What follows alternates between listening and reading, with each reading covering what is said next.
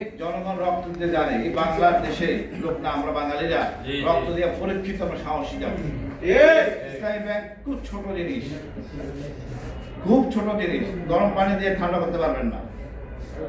এই পুলিশ, এই মিডিয়ার, ডিজিএফআই, এনএসআই যারা আছে, আপনাদের অনৈতিক কথার সাথে একমত হবে না। আমি যে কথা বলছি তার সাথে একমত হবে। কিন্তু বিপ্লব ব্যক্তি থাকলে সরাই দেন। একটা বিপ্লবের পরে পূর্বের ক্ষমতা খেতে থাকতে পারে না।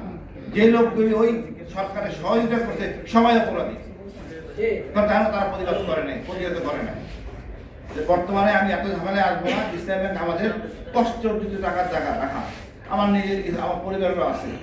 কেন আমি এই জায়গায় বিতর্কিত লোক রাখবো? আমি চেক কাটার আগে চিন্তা করে জিজ্ঞেস করে কত টাকা নেওয়া যাবে।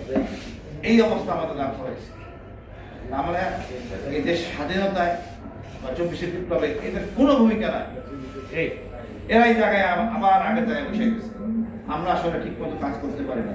আমাদের মনে আরেকটা বিপ্লবে যাইতে হবে যদি তার সংস্কার না হয়। শহীদ জিয়া, খালেদা জিয়ার সন্তান আমাদের তারেক রহমান, ওনার কাছে অনেক প্রত্যাশা।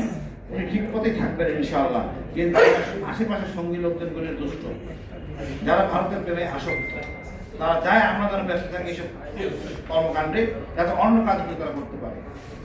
তা আমাদের সব বিষয়ে সোচ্চার হতে হবে, সবখানে সময় দিতে হবে।